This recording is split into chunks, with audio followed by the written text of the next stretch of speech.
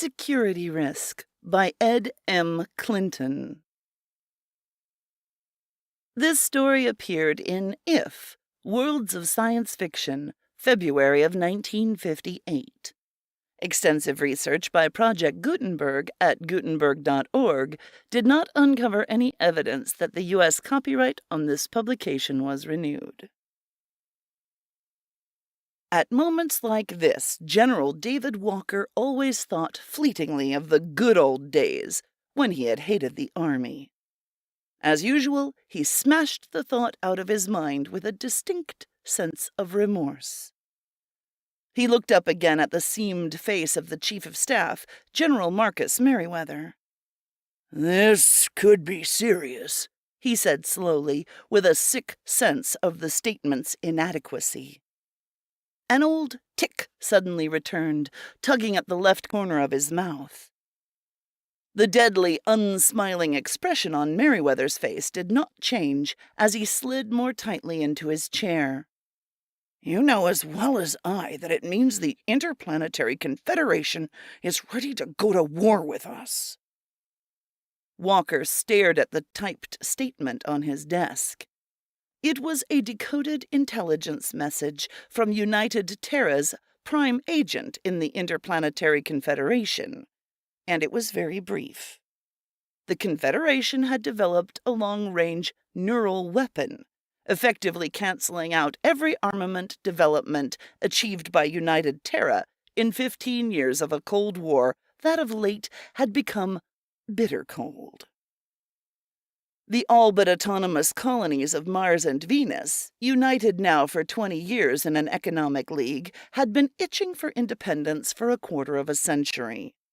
The itch had developed into a mighty burning. "You are fully aware," Merryweather continued, his face still set, "of our feeling that the Confederation has been eager to take on Terra. They've clearly been waiting for some positive advantage to offset our pure strength in numbers." Walker forced his eyes upward and stared at his superior. "Your tone says that such a war might be unwelcome at this time." Merryweather shifted around in his chair and scratched at its leather arms with the manicured tips of his gnarled fingers.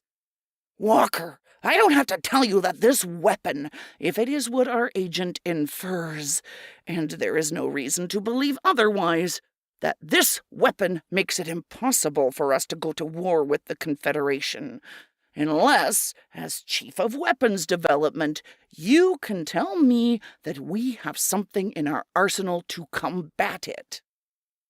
Walker rubbed at the tic.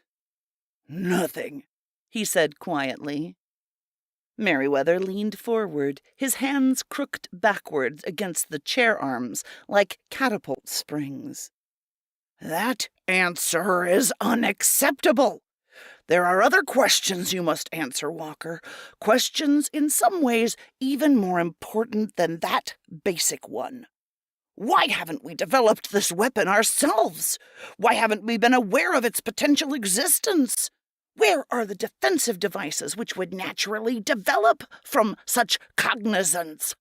These things are all your department, Walker." His voice pitched upward an hysterical fraction. "It just doesn't make sense, you know. We've 100 times the personnel, 10 times the facilities, unlimited funds, but they've beaten us to it." He stood up and pushed his chair back, eyes squinting out of a reddening face that seemed on the point of bursting. "Why, Walker?" Once again, Walker thought about how he had hated the army when he was a bright young physics student. That was a long time ago. So much had happened. The doors had closed around him, one at a time, doors closing on the scientific mind. And so now, instead of a research scientist in a white smock with textbook, he was a military administrator in smart grays with glittering stars of military rank. "I'll say this, Walker," Merryweather shouted, his voice breaking again. "We'd better catch up quick, mighty quick. Let's put it this way. It might mean your rank and your job, Walker, but you won't give a damn because we'll have lost the war. We'll have lost the colonies, and you know what that would mean, Walker? He bent forward across the desk, his face exploding into Walker's eyes. Only a fool believes that United Terra can survive in an economy without triplanetary hegemony. Walker, you've all the authority within my power to grant. You'll have no trouble getting money, but get the answer. Quick! Walker blinked after him as he strode to the door. I'll try to hold off a federal investigation as long as I can, Merriweather added, turning from the half-opened door. But I can't guarantee a thing. Walker sat alone in a cubicle of light in the darkened city and gulped down his 20th cup of coffee. It had grown cold in the cup, and with a grimace he pushed it aside. There was no doubt about it. He thumbed through the sheaf of scribbled notes he had transcribed from stacks of documents and racks of spools from security files. Clearly, he had the answer to Merriweather's questions, but having it, he did not quite know what to do with it.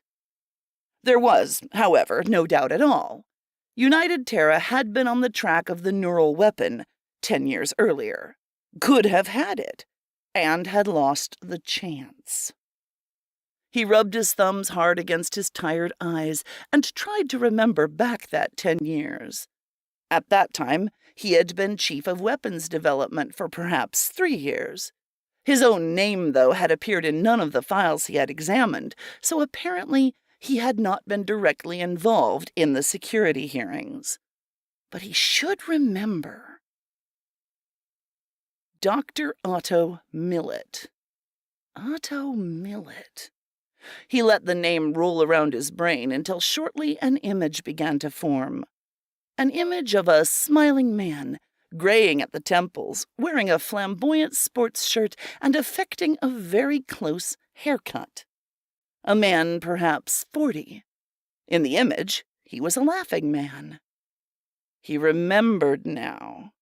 Dr. Otto Millet, into government service on the inertia of a fantastic reputation as a research physicist, specializing in magnetic field studies. A man he had instantly disliked. He bent forward and reread what he had scrawled in his last notes, a verbatim extract from the report of the Security Committee. It is clear that Dr. Millet's conversations and letters with Professor Grayman, together with his unrepentant attitude, render him a security risk. His various security clearances are therefore revoked, and he is hereafter prohibited access to all classified files and to any government research and development laboratory. Since virtually all laboratories were government-supported, that was, to all intents and purposes, the end of Millet's career as an experimental physicist. Where had Millet gone? What had he done since? Walker scraped a cigarette out of the half-empty pack in his pocket. More important, what was he doing now? He inhaled deeply and sent clouds of smoke skewing across the room. Had the man really been a traitor? Walker tried to place himself in the time of Millet's hearing. He'd not been too many years out of school then, with the bitterness of his frustrated ambition to be a research physicist still rankling him. Perhaps this had colored his view of Millet. He stared at his desk, almost shocked that this thought should have occurred to him. It shook him, for it told him something about himself, which he did not particularly care to know. Nowhere had he been able to find any evidence as to what had happened to Millet since. Banished, the government seemed to forget him. But one thing was clear to Walker, and he pondered it deeply as he sucked on the last quarter-inch of his cigarette and poured himself another cup of cold black coffee. One big thing. Millet had been directing development along lines that would have led to the neural weapon. He had even signed a report early in his project effort which had referred to the possibility of, quote, A neural device, unquote. Had he gone over to the Confederation?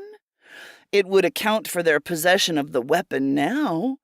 But surely this fact would have been observed and reported by Terran intelligence agents.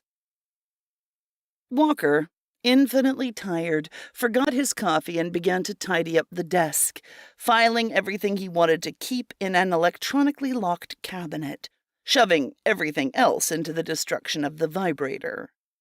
He pondered for a moment the powdered secrets that were heaped like black dust in the bottom of the canister, a symbol of safety to a terrified world. Step 1. Find Millet. Find Millet. It took the Secret Service exactly 29 hours to locate Dr. Otto Millet. 30 minutes later, Walker was climbing out of a government helicopter and staring at Millet's small house through squinted eyes, which he shielded with both hands against the blazing desert sun. The house was fronted by a neat lawn and a white fence entwined with red roses. There appeared to be a rather large garden in the rear. The style of the house bothered him a little. It had passed out of popularity 30 years back. Its lack of a conventional roof port had forced them to land the copter on the desert itself. He straightened and pushed through the creaking gate. Flagstone steps curved toward the porch, and he minced along them, uncertain, now that he had arrived, of what he would say to Millet. The damned house, he thought, so different from what he had expected. It had thrown his whole thinking out of order. He hated himself for feeling uneasy. There was neither vodor nor contact system of any kind at the door, and he brushed his hand against his forehead in a gesture of frustration. He stared at his palm. It had come away wet with sweat, and he wondered if it were all because of the desert sun. Tentatively, he banged on the door with his fist. There was no answer. Damn Millet, he thought, wiping his forehead again. Why couldn't the man have a video phone like any normal person so you could find out if he were home without taking a trip halfway across the country? He turned, stamping angrily as he did so, and was startled to see a man, wearing work clothes and holding a pair of heavily soiled gloves in his left hand, standing on the ground by the end of the porch. He was nearly bald, intensely bronzed, and he was smiling. "Wondered when you'd see me." He nodded toward the gate. "I was standing right there when you came up. You just breezed right past." His smile broadened. "You were so interested in being surprised that you couldn't see what you came for." "It must have been that damned glare," muttered Walker, shaking his head. Then impolitely, "Are you Millet?" "Otto Millet," the other replied, inclining his head slightly. "You're from the government. I can tell because of the uniform, you see." Walker flushed. "The government hasn't thought about me in a number of years," the scientist added. He came up onto the porch and peered at the symbol on the left lapel of Walker's jacket. "Ah, alma mater, weapons development." He squinted at Walker. "David Walker, I presume?" He chuckled loudly, but Walker failed to see the humor. "I remember you see. What a shame you can't return the compliment." "It's hot out here," complained Walker in growing discomfort. Millet opened the door. "Won't you come in? It's better inside." There it was again, thought Walker, the insolence, the imperturbable smile. He grunted and went in. It was, mercifully, considerably cooler. He looked around. It was a very cluttered living room, not messy, but tossed about with the artifacts that the man obviously liked to have around him. There was an ancient painting by Bonestell hanging on one wall, a startlingly accurate 20th century concept of the appearance of Mars. Several long pipe racks filled to overflowing in various spots around the room. A typewriter on a table in the corner, and piles of paper. Books lining the walls and stacked on the floor in heaps and on the table beside the typewriter. A map of the Earth on the wall above the typewriter, a three-dimensional Watterson projection. The furniture was clean, but not old, lived with. Walker went over to the wall map and peered closely. "One of Watterson's first," remarked Millet, closing the door. "Sit down, Walker, and tell me all about weapons development. How is the mass murder department doing these days?" Walker felt his ears redden, and he was arrested in the very act of sitting down. "Really?" he said. "It's not something we like to think about, you know." "Suppose not." Millet fiddled with several pipes in a rack beside his chair, selected one, and began filling it with rough-cut tobacco from a battered canister. "To business, then. Why the visit?" Walker cleared his throat and tried to remember the little prefatory weasel words he had painfully assembled during the flight from Omaha. "First of all, Dr. Millet, I find myself a little embarrassed. After all, your parting from government service was not of the happiest nature for you. Don't be foolish. Happiest day of my life, Walker." Walker had a sudden sense of being impaled, and the rest of the little speech was dissipated in the wave of shock which swept over him. He forced his mouth shut and gasped. "You're not serious?" Millet shook out his second match and puffed until the pipe bowl glowed warmly, edge to edge. "Of course I'm serious." He jabbed his pipe at Walker. "You like your job?" "It's the job that has to be done." Millet smiled and shrugged. "You haven't really answered my question." Walker, sensing that he had already lost control of the conversation, waved his hands in dismissal. "Well, that is not really important. The fact remains, you did leave weapons development at the request of the government. Talk on. You'll get to the point eventually. When you're through, I'd like to show you around the place. I'm very proud of my gardens. You're sort of responsible for them, you know." Walker set his jaw and bored ahead. "However, at the time you left government service, you were pursuing certain lines of research."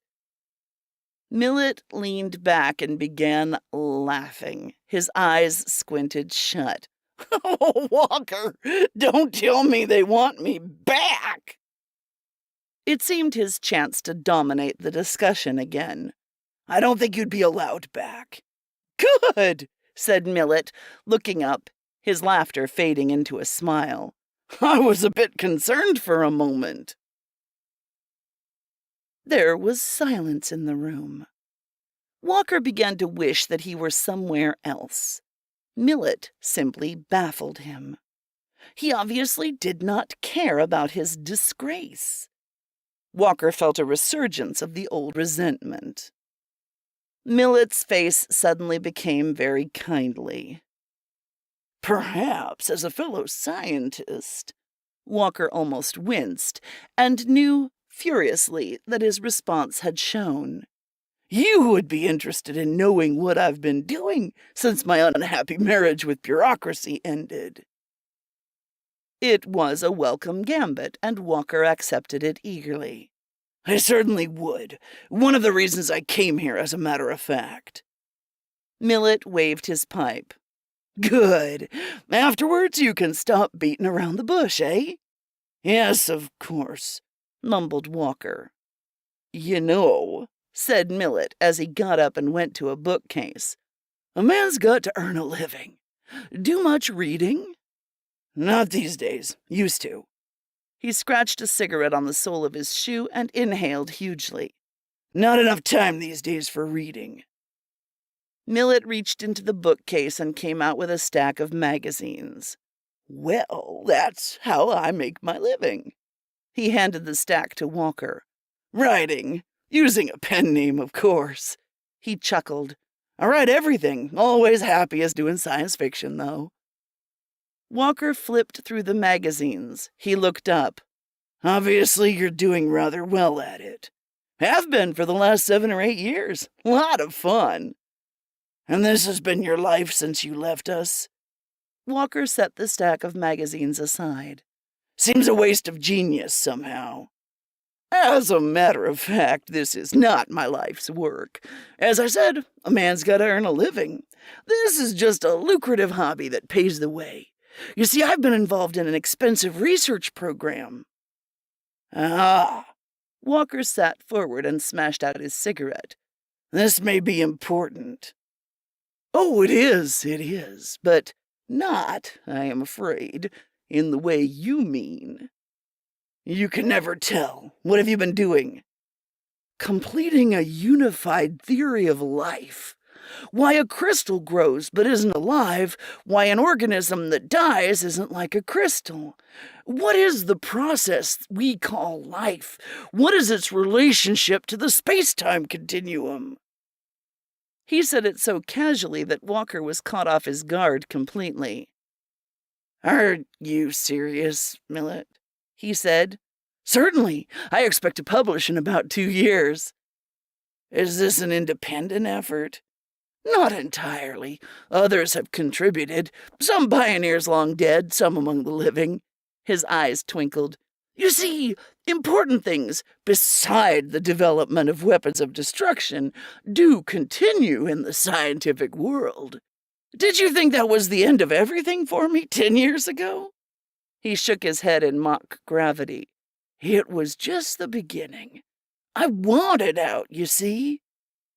"You wanted out?" Walker leaned forward, unwilling to believe what he had heard. "Are you trying to tell me that you arranged your discharge?" Millet shrugged. "Why, of course. Nobody has ever bothered to ask me about that up to now, but I certainly did arrange it. It wasn't hard, you know.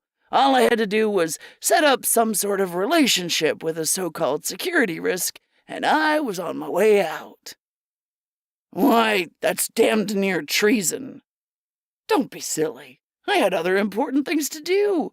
In order to do them, to continue work on the unified life theory, it was necessary for me to contact scientists with whom professional relationships were made illegal by security regulations. The choice was simple.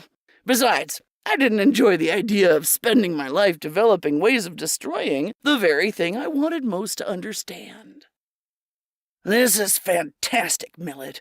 Utterly fantastic. But true nonetheless. Walker, you look like you could use a drink." "By all means." He stared emptily into the air, thinking about the good old days. "Walker, a toast," said Millet, holding a tall glass out to him. "To scientific freedom." Walker blinked. "By all means," he repeated hoarsely, and there was a blurriness to his vision. "To scientific freedom." They drank, and Walker said, "I feel a bit freer to say what I have come for." "Shoot," nodded Millet, sipping his drink. "For security reasons, I'll talk in generalities, but the basic fact is, United Terra is faced with a serious situation.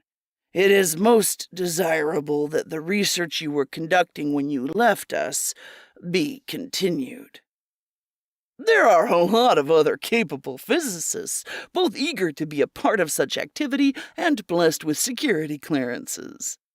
You know very well, Millet, that this was a unique, almost independent line of development that comes to a stop in your brain.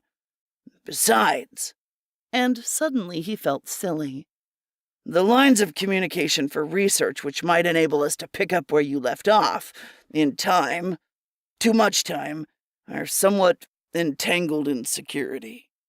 He glared. "Don't laugh, Millet. It's a fact of life which must be faced." Millet finished his drink and set the glass on an end table. "What you're doing is asking me to come back if you can arrange it." Walker spread his hands. "Dr. Millet, you have put it in a nutshell." Millet shook his head, and for the first time since their conversation had started, he frowned. "Walker, you know how I feel about developing weapons. I'm just plain opposed to it. The soldier is opposed to losing his life, but many have to do just that in the interests of civilization." "That's serious, eh?" Walker crumpled under the weight of his fear. "That serious," he said wearily. Millet thoughtfully relit his pipe. "Of course, I'm not at all sure that United Terra is very right in this thing. In times like these, that kind of thought is out of bounds," snapped Walker. "Whether you like it or not, you are part of this culture. You might disapprove of many things in it, but you don't want to see it fall." Millet puffed gently. "No, I suppose not." Again the frown flickered across his face. "I've been very happy. I don't want my work interrupted. It's too important, Walker. Undoubtedly, this would more than interrupt your work. It would replace it." Millet's eyes drifted affectionately about the room. "Most unpleasant." A smile curled his lips. "Frankly, though, I don't think you can clear me again. My problem." "Indeed." A weary resignation seemed to settle over Millet, and Walker suddenly felt very miserable. "I suppose I'll have to accept," Millet said, pulling his pipe out of his mouth and staring unhappily at its trail of smoke. Walker put his hands flat on his desk and sighed deeply. Some of the pressure, at least, was off. He had managed to cancel part of the Confederation's advantage. Terran industrial strength and technological supremacy, coupled with Miller's genius, might yet equate, or at least circumvent, the frightful weapon the Confederation held. However, he still had to get Millet back into the government. Though on the basis of the information he had gained regarding the scientists' motivations, and considering the critical nature of the situation, it shouldn't be too difficult. He clicked on his video and dialed a secret line into security data. Gyrating colors danced across the screen before it went black. He scowled, depressed the cancel button, and dialed again. This time the black was finally replaced by a recorded image, which said, sweetly out of pouting red lips, "This line is not cleared for the security information you seek. The problem you are handling should be routed through an individual permitted access to this information." The image faded into blackness, the soundtrack into static. Walker stared, stupefied. No line, no contact, no source of information had been denied to him in over 12 years. His door swung open. He came to his feet abruptly, furious that someone should enter unannounced. He felt sickness strike him like a fist in the stomach. Merriweather, flanked by 2 security guards, pushed through the door. His voice slashed across the office like a broadsword. "Walker, I'm shocked! Shocked! And at a time like this!" Walker pounded his desk. "What the hell is going on? I can't get security data. You come marching in here with security men. What gives?"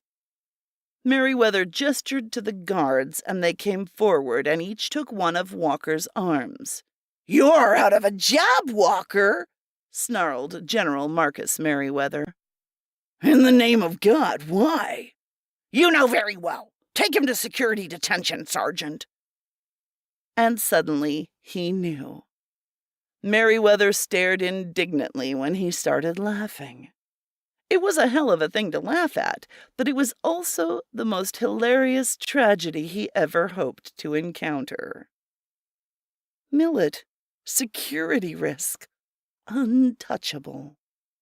Millet would finish his great unified theory and go down in history as neither Walker nor Merriweather nor the genius who invented the Confederation's neural weapon would. Millet was as safe as he could possibly want to be.